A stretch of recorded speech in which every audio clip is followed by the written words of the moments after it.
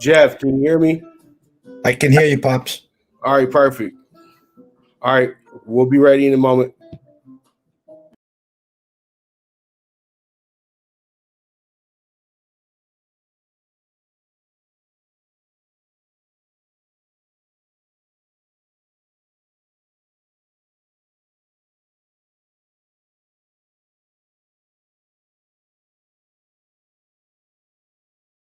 Good News Only Racing Club, led by the legendary Doug O'Neill, the trainer of two Kentucky Derby winners, and I'll have another in Nyquist. Also trained two-time Breeders' Cup champ Golden Sense, who are just a part of a long list of thoroughbred champions trained by Doug O'Neill. The Good News Only Racing Club has a young core of horses to look out for in Dennis's Celery, Irish Heatwave, and Notre Dame, just to name a few. Win the day every day with the Good News Only Racing Club, a proud sponsor of the NFL Bet Exchange.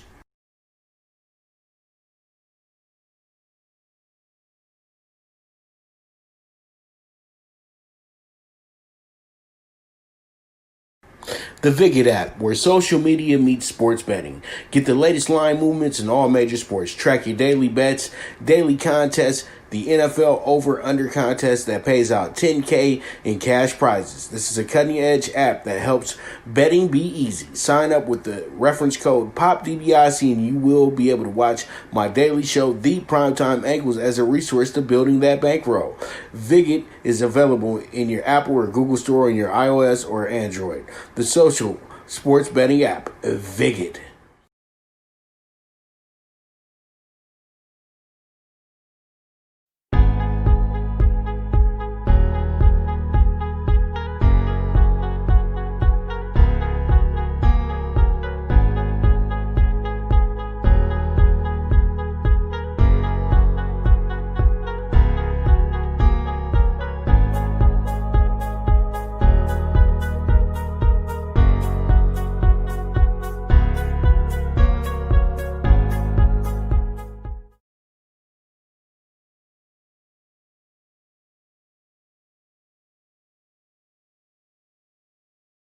From the East and the West, you've heard others, but now you've tuned into the best. This is a Prime Wave Media production.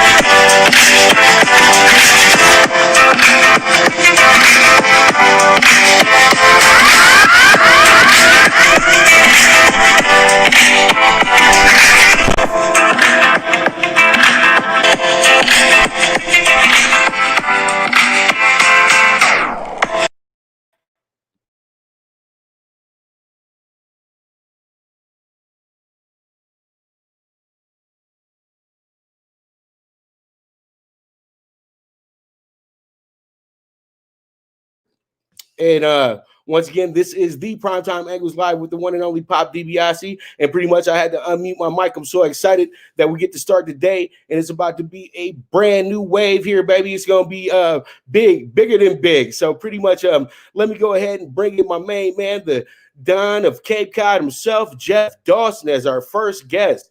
Jeff, what's up? Can you hear us? I can hear you loud and clear, Pops. How about myself?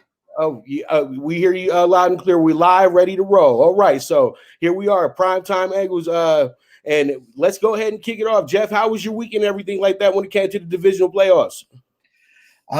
Cold as ice, Pops. Public went 4-0. We went 0-4.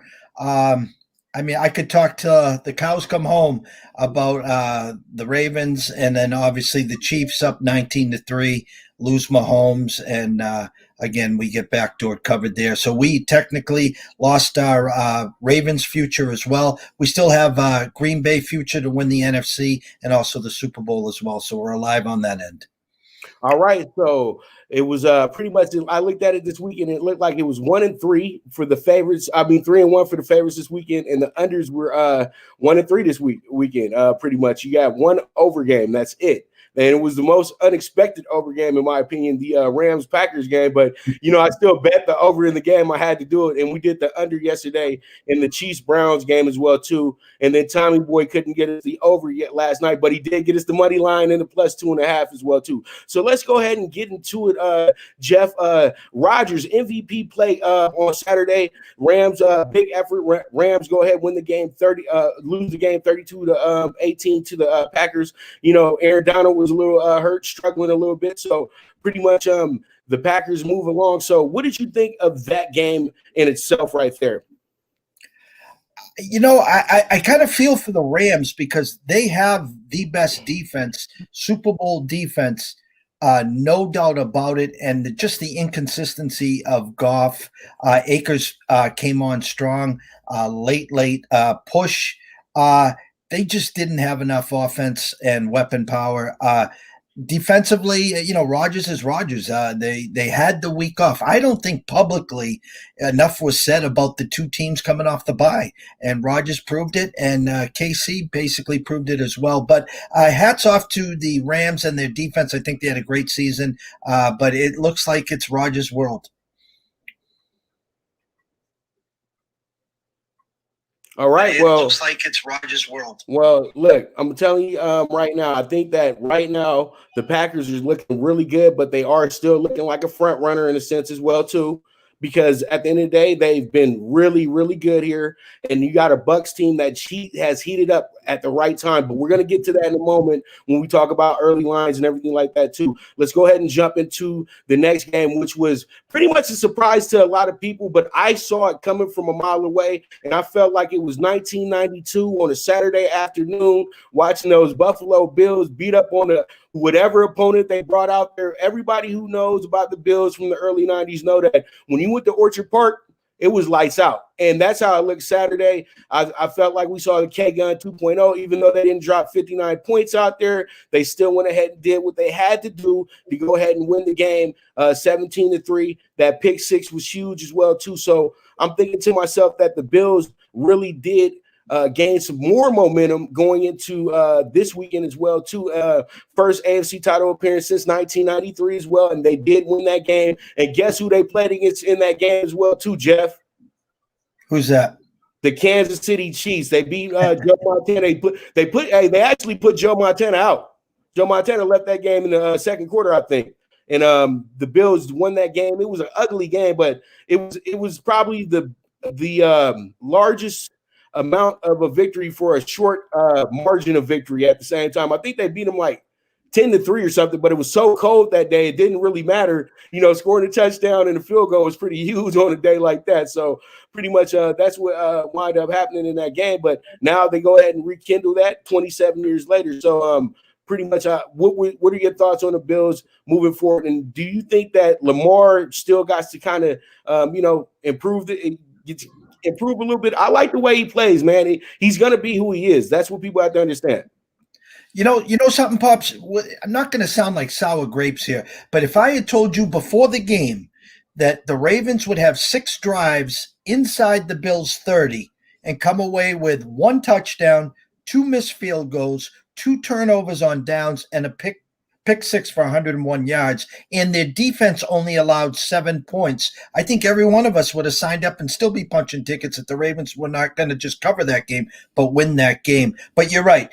Once that pick six, 17-3, you could feel the wind out of the sails, and they were still throwing. Now, I like to compare the Bills right now to almost like a mirror image, but better now than the Steelers. The Steelers started the season 11-0, and as the season progressed, Ben couldn't throw the ball, and they couldn't run the ball. I mean, the Bills at one point passed the ball 27 out of 28 times, and their only run was a scramble by Allen. So this game Sunday all predicated on the health, obviously, of Mahomes, and the line is even. I reached out to Jeff Benson at Circa yesterday afternoon, and I says, what's the line if Mahomes does not play? And he had Bills opening up -1, but they quickly went to 2.5 to 3-point favorites on the Chiefs side, assuming Mahomes is going to play. So expect a shootout. It's going to be a shootout. Maybe man with the ball last wins this game, but it's going to be an exciting Sunday for sure. All right, so let's go ahead and jump into it. You see, you jumped ahead, Jeff, but it's cool. We'll still talk about it in a moment. But Mahomes gets knocked out, and the Chiefs have to hold on for dear life in this game. Pretty much, it's a pretty crazy situation where I knew there were Browns fans probably out there with this idea that, man, we're about to win this game, and I know that it really felt like it was going to happen. Everything had set up for it to happen. Mahomes gets hurt, and then you bring in Chad Henne, who hasn't seen a field in I don't know how long. I didn't even heard Chad Henne's name since he was in Jacksonville. So pretty much he gets out there, and you get this idea that the Browns are going to be able to win this game. But this is why the Kansas City Chiefs are super, because they have a defense that is a Super Bowl defense, and that's exactly what the defense did. They stepped it up. Matthew and Co. They did what they had to do at the right time, at the moment that they needed to do that. And that's why they were able to win this game. But there were a lot of missed calls in this game as well, too. But you can't cry over spilled milk, though. We all know that. Pops, I mean, if you break down this game, it's 19-3 Chiefs, right? And then it's a missed extra point. Okay. Second half, it's 19-10, and Chiefs driving again, and missed field goal by Butker. So right there alone should be 24-10. Chiefs driving to put the knockout punch. Mahomes gets hurt, and the rest is history. Hats off to that fourth down call. And Chad Henne, you talked about the last time you remembered him. I don't think I remembered him since Michigan. I mean, that's how long it's been in my eyes. But hey, listen, Browns, Baker Mayfield, 11-5, turned it around, got the egg off their face. Listen, put some money into the defense, trade OBJ in the offseason, and I think they'll be right there again next year. Well, you know who was much needed yesterday was OBJ, in my opinion.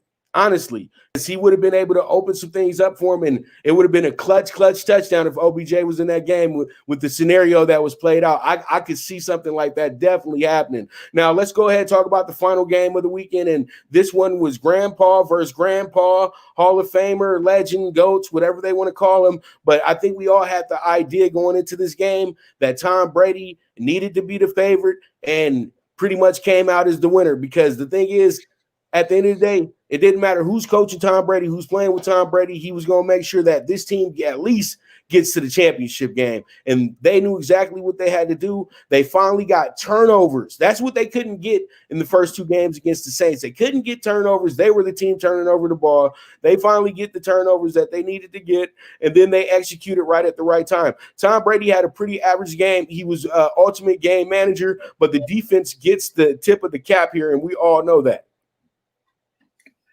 Absolutely, no doubt. I mean, realistically, you could see this tide coming. Saints kind of dominated the first quarter, part of the second quarter, and it's tied at half.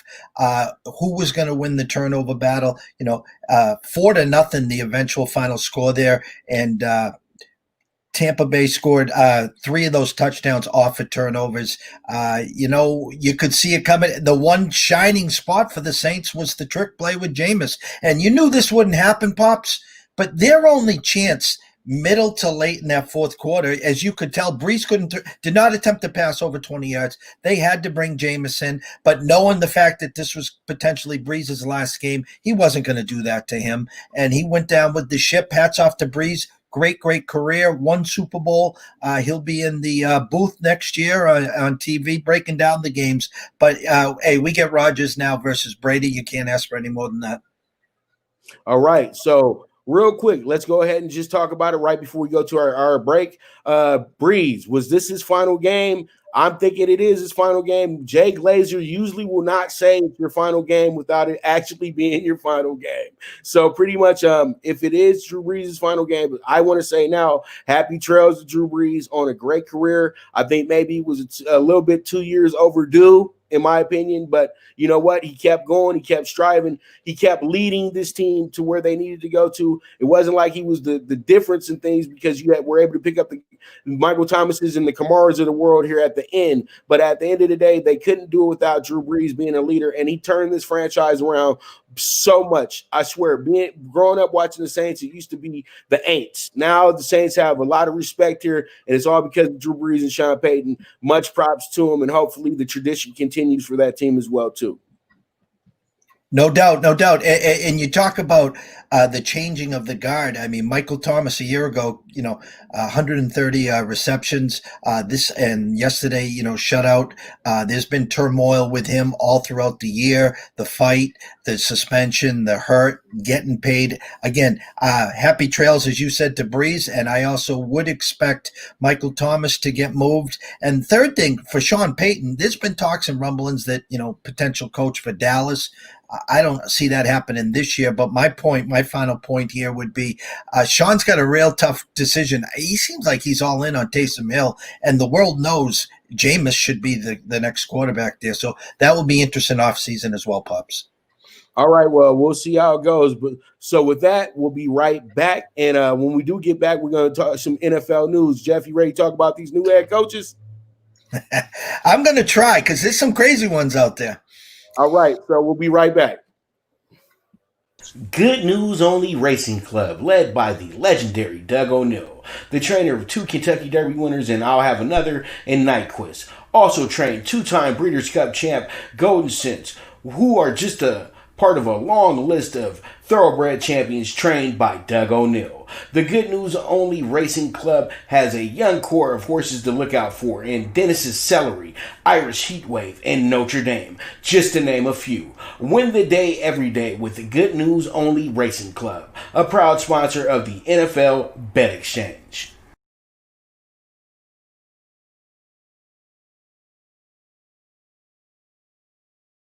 From the East and the West, you've heard others, but now you've tuned into the best. This is a Prime Wave Media production.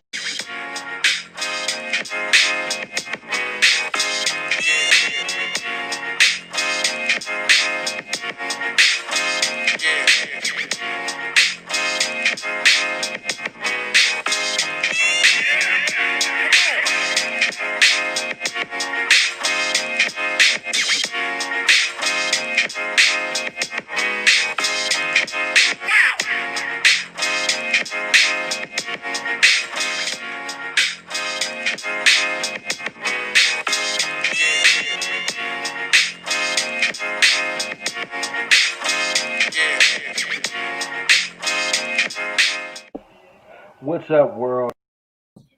All right, we are back now. Since pretty much we already kind of jumped to it a little bit, let's go ahead and get into it, Jeff. Let's first talk about the AFC Championship game real quick. And we got a line of -3 here for the Bills that I caught last night at my place, my favorite place, the Westgate in Las Vegas. You guys make sure to check out the Superbook, the best book, period, point blank. I know Cirque is trying to give him a run for his money, but that is sports betting right there. So you guys go ahead and check out this Superbook over at the Westgate. Okay, so we got the -3 and the over-under 54.5 here, Jeff.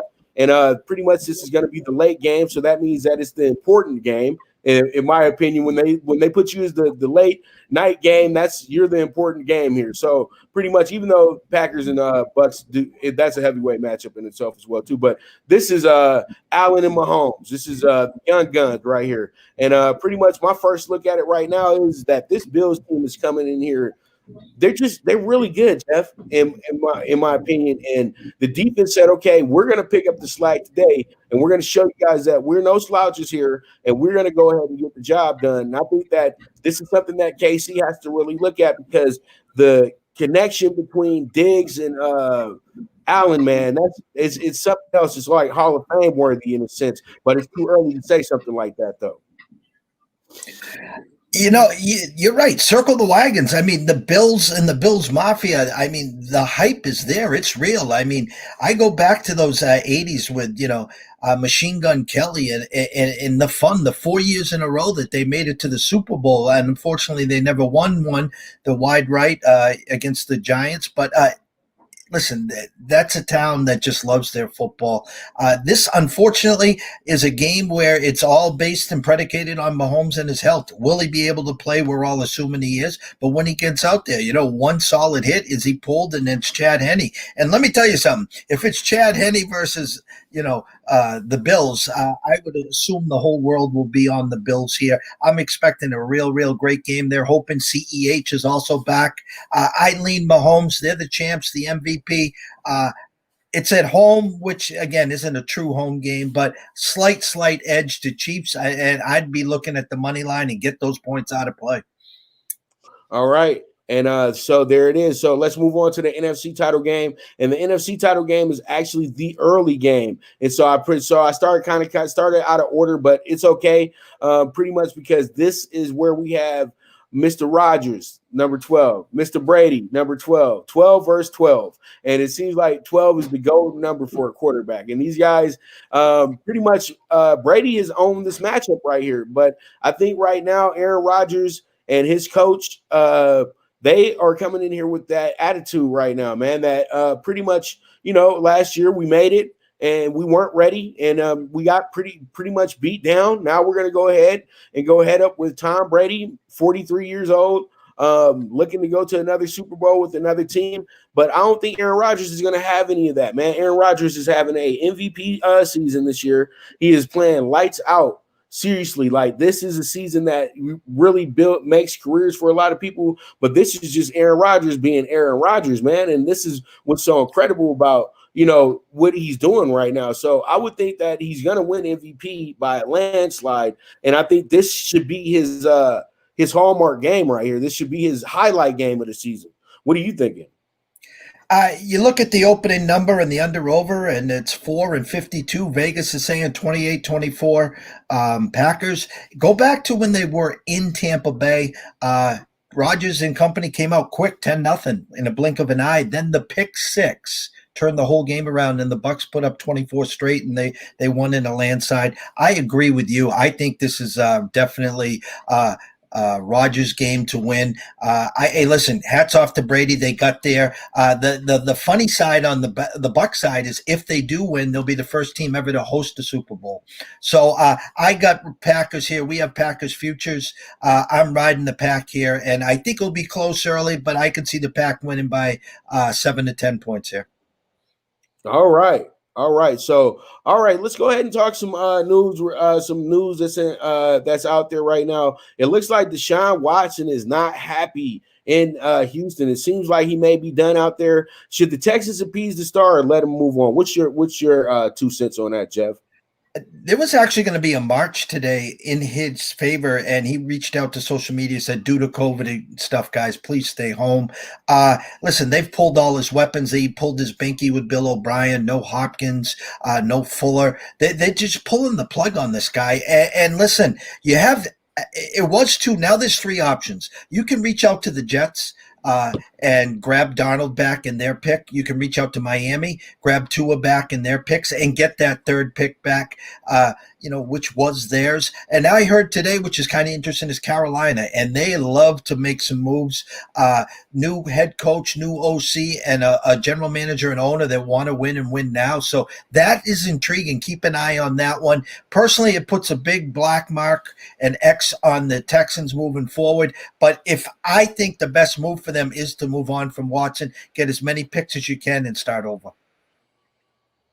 All right. Well, to me, I think Deshaun Watson, honestly, if they aren't able to move him, I think he should be able to go ahead and accept the fact that they're not going to be able to move him. You know what I mean? And just be able to just go along with the flow. Let this team build around him because they paid him the dollars to be the face of the franchise. Why, you copping out now out of it. What's going to happen when you go to the next place and it doesn't work out? Would you go ahead and pull the same act again? That's the whole thing. And do you want somebody like this to lead your team? You know what I mean? I know that he has great stats. Everything's looking really good. But Houston made a lot of mistakes this season. I think that he should say, okay, you guys made a lot of mistakes this year. I understand. Now you finally have a general manager. You've been trying to get Casero here for 2 years already. Let the general manager do what he has to do. He's going to build a team around you, Deshaun. His idea coming here was for you. So why don't you go ahead, get with the program? They're going to bring you the players that they need to bring you. They're going to bring you the coach that you want. And Eric Bieniemy, I know they'll hire Bieniemy to come in as the coach. They just have to wait for this thing to be done with the Kansas City. So at the end of the day, just go ahead and just, suck it up. You well paid and get on down the road. I know everybody wants to hear me say, yeah, get on out, be a play, and play. The players have the choice, But these guys get replaced every 3.5 years. You don't want to get lost in the fold. You don't want to be a big baby because when you go to the next place, the pressure is on. You go to Chicago, the pressure is on. You could be the one doing all the winning, and then you still losing games, and they're going to blame you for everything. You know this, Jeff. You know this. I'll just add this, Pops, and you're out west. Just picture Deshaun Watson on the 49ers next year, okay? And they have some picks. They can move some guys.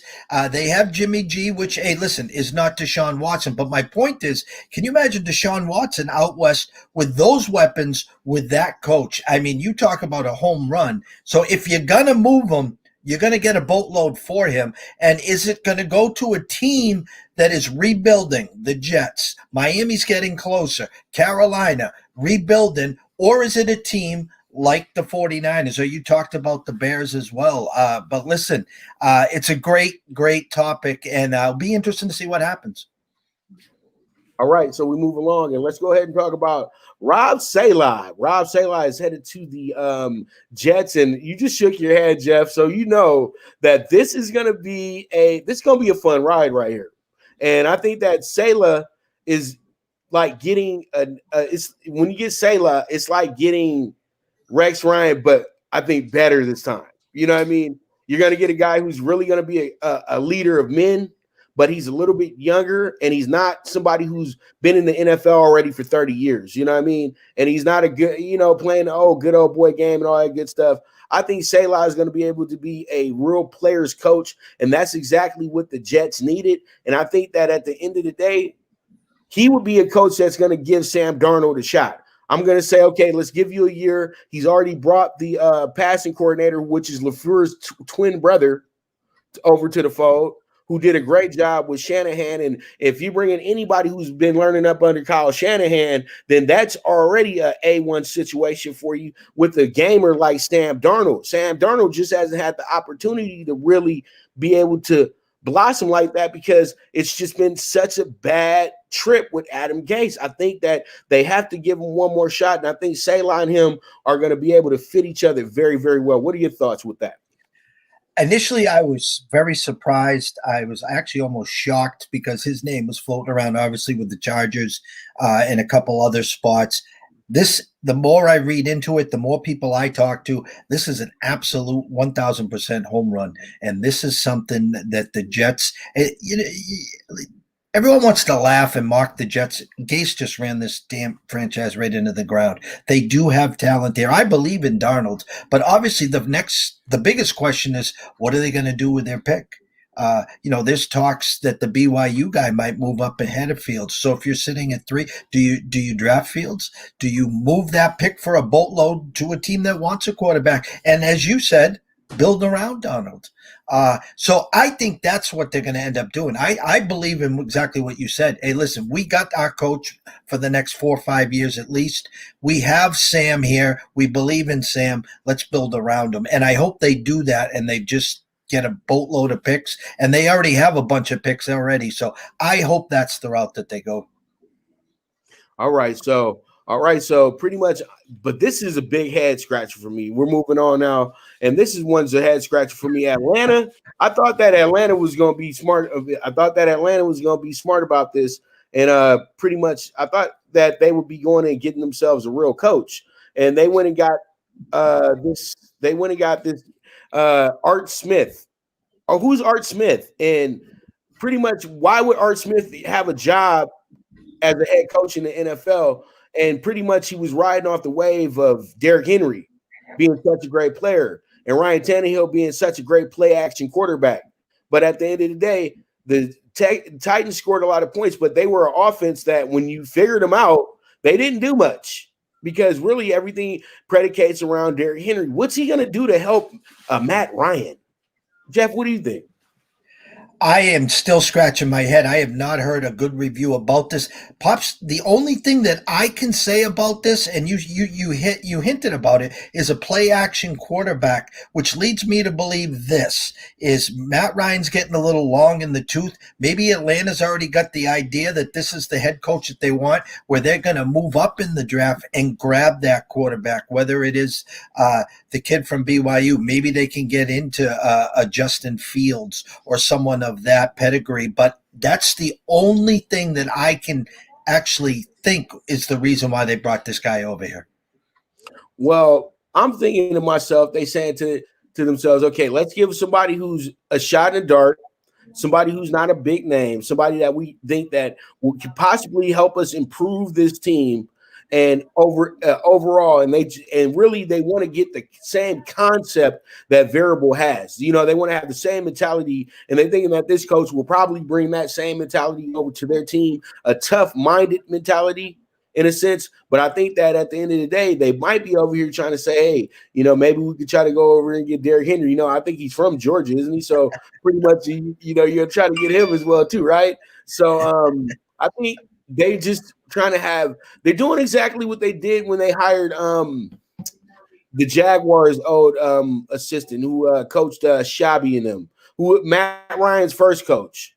I'm trying to think of him right now. He pretty much burned out in the NFL as well too. His last name was Smith, I think, as well. So the white-haired gentleman. Yes, yeah. Yes, you're right. You're absolutely right. I can't remember his name, Matt Smith, No. something. You know what I mean? So pretty much the coach that they had before. So pretty much with this, I think that Art Smith will give. Hey, you know what? I think, and you know, you might be playing a dollars game as well too. You know what I mean? Sometimes that happens. You don't want to overspend on the head coach. All right, so let's go ahead and talk about the brand new coach for the LA Chargers. And the LA Chargers brand new coach, the LA Chargers brand new coach. I'm telling you right now, this was a surprising move, but it was kind of lazy in my opinion as well too when it comes down to it, Jeff, because I really do feel like what they should have done is pretty much searched a little bit more. They said Brian DeBall was the leader in the clubhouse for this, and it winds up Brian DeBall doesn't get he's still where he's at. So pretty much I think with this right here, they're just trying to get a defensive-minded coach. And, you know, Justin Herbert's going to take care of the other side. But Staley is a part of this new wave of young men and young coaches that really can connect with the players. And that's why it was a no-brainer for them, because they want to build something like what the Rams have. And the Rams have consistency. That's something that they do not have. At the end of the day, is the Chargers. And that's what got Anthony Lynn fired as well, too, that this team was so inconsistent at the end of the day in so many close situations. Now you got a coach who might be the coach that can put you over the top in that situation. But now you do have the quarterback that can put you over the top as well, too, because the Chargers grew their fan base just a tad bit here in the last month of the season. I heard a lot of people I like that Herbert kid. I didn't have an NFL team before, but I think I can latch on to the Chargers. So, you know, pretty much it is what it is at the end of the day. So what are your thoughts on that deal right there? Shocked. And it was a slam dunk that Dable was going to be the coach. And then my question to you and the rest of the world is this, is why don't you get Bieniemy?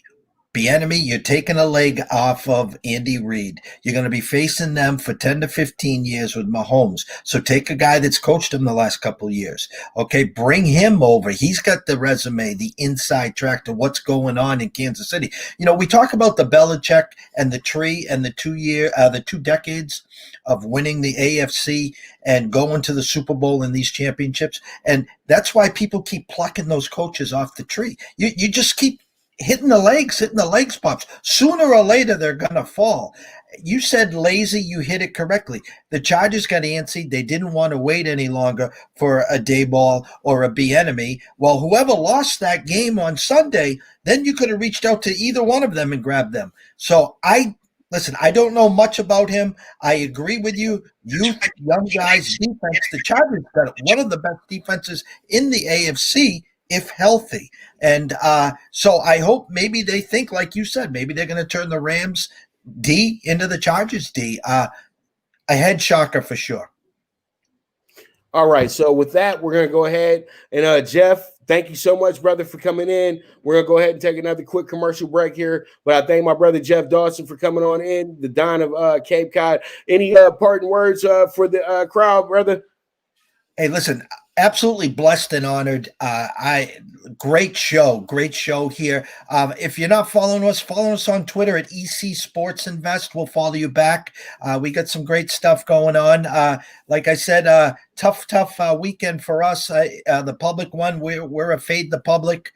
We're the sharp guys, or we try to be. But Pops, thank you again, and look forward to following throughout here. And anytime you need us, give us a holler. You know it. All right, so we'll be right back with the Primetime Angles. From the East and the West, you've heard others, but now you've tuned into the best. This is a Prime Wave Media production.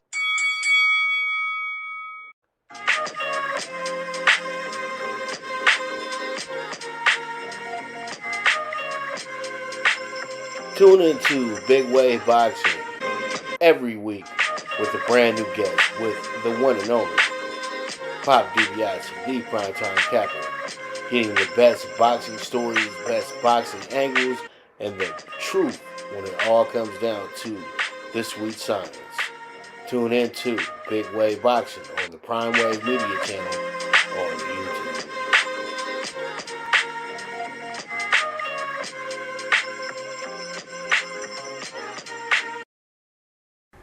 The Viget app, where social media meets sports betting. Get the latest line movements in all major sports. Track your daily bets, daily contests, the NFL over-under contest that pays out $10K in cash prizes. This is a cutting-edge app that helps betting be easy. Sign up with the reference code POPDBIC and you will be able to watch my daily show, The Primetime Angles, as a resource to building that bankroll. Viget is available in your Apple or Google Store on your iOS or Android. The social sports betting app, Viget. All right, we're back with the Primetime Angles with the one and only Pop DiBiase, the Primetime Capper, and we're about to jump into my CBB top 5 values for the CBB game of the night tonight, and that's going to be the Baylor-Kansas game, and we got the game going on at Kansas, and we got the game going on over here at Baylor tonight, out in Waco, Texas. Baylor is a 8.5-point favorite as well coming into this game, but very good reason why, and I know why, because they are the best team in the nation. I know Gonzaga is number 1 in the nation, but the best team in basketball right now, in college basketball, has to be the Baylor Bears. But you know what? One thing, though, this is the Kansas Jayhawks, and they are blue blood. So when you're a blue blood like the Kansas Jayhawks, man, I'm telling you right now, it's going to be a very, very tough game. Even though they're coming in as a plus 8.5 dog, that means absolutely nothing. So that's why tonight I'm going to go ahead and do this and and pretty much this is what we're doing here. We got the game of the night here. So pretty much you got this Baylor team. I think they run about 6-7 deep of really good players that can all score double figures. And then, Kansas still has their star players, guys that should be NBA bound as per usual. But I think, though, at the end of the day, what we do here is we're going to go ahead and we're going to just take Kansas with the plus 8.5 here. I think Kansas is going to be a good look for us today. And I think that when it comes down to it, Kansas will be able to be the victors of this game when it comes to covering the spread. I don't know about winning the game outright, but Kansas should be able to cover that spread plus 8.5 on Kansas for our CBB game of the night. So pretty much let's go ahead and jump into it real quick. And that's going to be our CBB bets list. And then with our CBB bets list, we have ourselves a pretty good group here as well. So the CBB bets list is going to be this. It's going to be plus 23 with Mississippi Valley State. Then we're going to go with Florida State plus 150, then the minus 13.5 UNC Greensboro, and then the plus 7.5 with VMI, and then Alcorn State with the minus 160 money line, and then also Grambling State plus 5, and then minus 3.5 on Wyoming tonight, and then we're going to also take the minus 12 on the Rebels with the minus 12 tonight. So that's going to be our group for the CBB bets list tonight, and it's a Monday night. There's only 17 games. Half of them are getting played early in the day as well too. So that's going to be our group for tonight when it comes down to the CBB bets list. So as usual, single what you like, and we'll roll from there. So with that, we're going to go ahead and take another quick break. And when we get back, we're going to go ahead and talk some NBA. And then it will be a wrap for the first episode of the Primetime Angles. So, the first live episode on all these different platforms. We've been doing the show for a while now. So pretty much you guys stay tuned, and we will be right back to you. Good News Only Racing Club, led by the legendary Doug O'Neill, the trainer of 2 Kentucky Derby winners, and I'll have another in Nyquist. Also trained 2-time Breeders' Cup champ Golden Sense, who are just a part of a long list of thoroughbred champions trained by Doug O'Neill. The Good News Only Racing Club has a young core of horses to look out for in Dennis's Celery, Irish Heatwave, and Notre Dame, just to name a few. Win the day every day with the Good News Only Racing Club, a proud sponsor of the NFL Bet Exchange.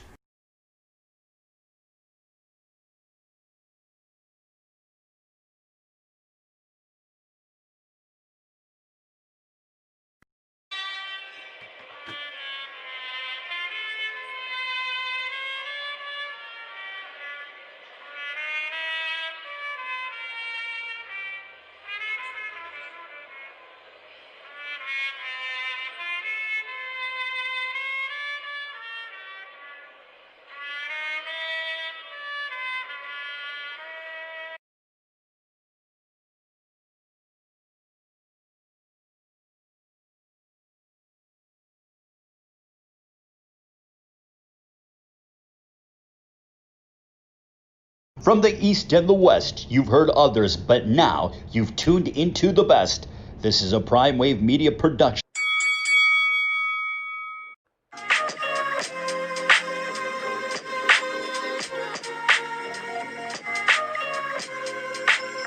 Tune into Big Wave Boxing every week with a brand new guest, with the one and only Pop DiBiase, the Primetime Capper, getting the best boxing stories, best boxing angles, and the truth when it all comes down to the sweet science.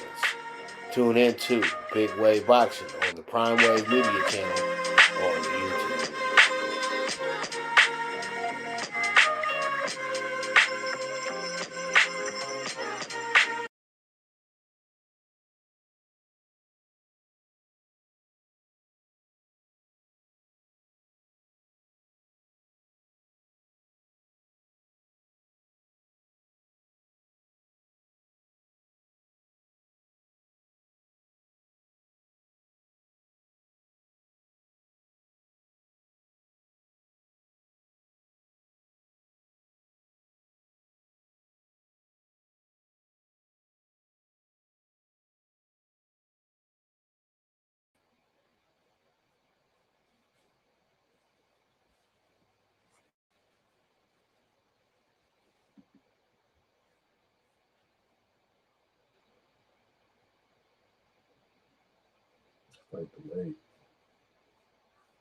Yeah.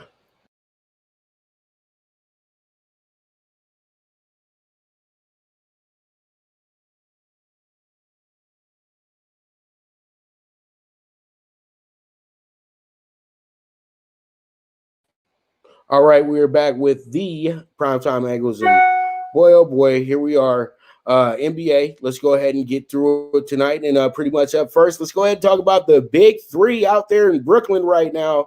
Them boys out there killing the game. Pretty much everybody's happy now.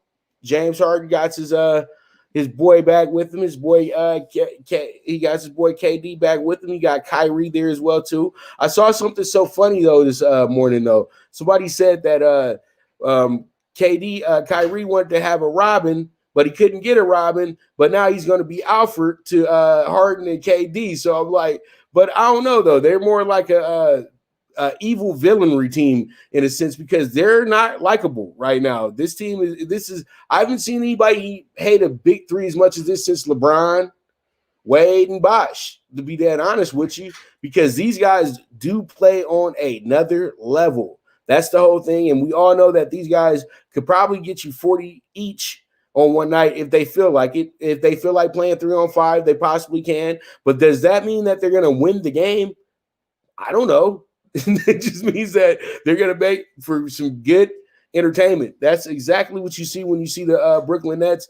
James Harden has came along though. First night with the team, he goes off and gets a triple-double. And man, I'm telling you, this is something that's huge. And this Nets team, I really liked them a lot when they had LeVert and Jared Allen and Dinwiddie and all those guys. And I got a little excited when I said, okay, KD's going to join these guys and Kyrie's going to kind of mess it up a little bit. But I think they can get through it and they'll still be one of the better teams, in the Eastern Conference and everything like that. But it winds up that pretty much those guys are now gone. Dinwiddie's hurt. LeVert is gone to Indiana. And now you got Allen over in Cleveland. So pretty much this is a brand new team, and they are going to be adding pieces as well too. But they can't get anything but some old men really to be just players filling in on the bench. So pretty much at the end of the day, the Brooklyn Big Three is looking really good, but they're going to have to get this thing together, and it's going to be tough here on first-year coach Steve Nash. So I'm thinking that Mike D'Antoni, who's an assistant with this team, is going to be taking more of an authoritative stand here and helping out the team a little bit more and being kind of the secret head coach in a sense for this squad, because I think right now all what Steve Nash is really good at is really just folding his arms in my opinion. So it is what it is. But we move on. Let's go ahead and talk about the Lakers real quick. Lakers are over here killing the game right now. They are going to play against the Warriors tonight. They are an 8.5-point favorite in that game as well too. The Lakers are 11-3 on the season, and peep this, the Lakers are actually 7-0 on the road this year as well too. And so pretty much they have been lights out when it comes to road games. And the last 5 games that they've played some really, really good basketball. They, after a little bit of a heat check by the Bulls, winning by 2, they've won their next games by 18, 17, 29. And also they've won a game by 27 as well too, last time out against New Orleans. So pretty much this team, I'm telling you right now, actually 17, sorry about that. So pretty much this team right now is playing championship basketball. And that's exactly what we're all anticipating right now with the Lakers as well, that they're on their way to another championship this year. So pretty much it's going to be a fun little ride here, but LeBron is killing the game still now at 36 years old. And AD is looking real MVP worthy in a sense, but I know a lot of people want more out of him. I hear people all the time like, why can't he be more physical? Why can't he be this? Well, the thing is, he's a finesse player, got a finesse game, but as long as he's scoring buckets, who cares? And so, and another thing is, a lot of people are chirping right now about the Lakers getting another big. I would say that everybody just needs to relax, because as long as you win, you win. Who cares about somebody who didn't cover a layup in the third quarter if we won the game by 30 points? You know what I mean? Marc Gasol is doing a great job on the offensive end, increasing the offensive flow of the Lakers as well too, being somewhat of a point center, because playing at the head of the offense where he's at, usually at above that free throw line, he's making really good passes to the cutters, or he's over there making a pretty good 15-footer as well too. But he's helping set up the offense and making things a lot easier and making that offense smooth like a machine. So it is what it is at the end of the day, and that is the state of the Lakers. So pretty much we're going to move on to where we always go to, and it's time to talk some bets, and it's time to talk about that big ticket. And here it is. It's going to be the NBA Super High Five for today. It's going to be the Grizzlies money line plus 175. Got to go with the Grizzlies because the Grizzlies always play well on MLK Day. They always have the home game as well too. So pretty much I'm going to rock with them here as our dog of the day plus 175. Then you got the Mavs coming in here as a slight dog +5, but I think that they should be good enough to go ahead and cover that spread today. That's why I'm going to go ahead and take them down there in Tampa. So there it goes, +5 on the Mavs. Let's see how it shakes out. And then we got the Bucks playing against the team we just got done talking about, the Nets. And I think that the Bucks are going to go ahead and welcome in Harden and KD with a nice victory, and I think they're going to be much better than 3 points or better. I think they can win this game by double digits or more. I think that's what's going to happen here. I think they're just going to outplay the Nets tonight and send a resounding message on who the number one team in the East actually is. All right, so that's -2.5 on the Bucks, and then we have the under 226.5 with the Rockets and the Bulls tonight. As you know, shorthanded, no more Harden, so pretty much Houston used to be the instant over team. Now it's going to be a moody situation with them. I think what happens tonight, they catch the under 226.5 here. They're going to want to lock up defensively on this Bulls team that can